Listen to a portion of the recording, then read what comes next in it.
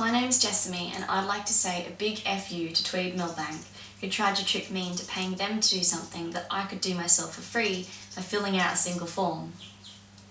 When we were children, my grandmother opened my sister and I each a youth saver account. She didn't have much money, but every week she'd deposit a small amount into our accounts, and over the years we both accrued several $1,000s. She passed away many years ago and had hoped that we'd use it for something that was important to us, so we hadn't used it yet. However, because we left our accounts untouched for so long, the government took our money. We called the bank and they let us know that all we needed to do was search for it on ASIC's website and we could reclaim it ourselves. We searched for it and soon afterwards we both got letters from Tweed Milbank saying that they could help us get our money back. I was away at the time, so my mum went on Tweed Milbank's website and entered my details up until the point where it said that it would cost $99 for them to release the information surrounding my claim so I could make it myself, or $1,000 if I wanted them to do it for me. She also noticed that the $99 option seemed quite complicated. Mum knew that it didn't cost anything to reclaim money taken by the government from inactive accounts and realised it was a scam, so she closed the website immediately. A few weeks later, I started getting calls from Tweed Milbank. Mum had mentioned something about a dodgy bank, but I couldn't remember, and I didn't know how they got my phone number, so I was very suspicious.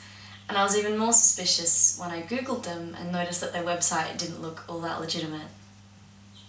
In all their conversations with me and letters to me, they kept mentioning the amount of money I had to claim, which was $6,037.20, without ever talking about the cost of their services, which I think was misleading, even though our conversations were always brief because I didn't trust them or want to talk to them.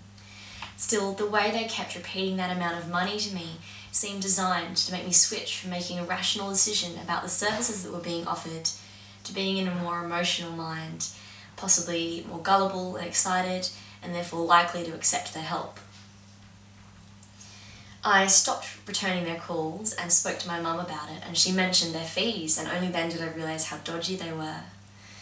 I find it very creepy how quickly they sent out letters after our money was taken by the government, and I can't believe that they tried to take a cut from accounts that were created and maintained for children. I sent them an email saying I wasn't interested in their services, filled in the form myself and sent it to the bank, and within a week I had my money back in my account.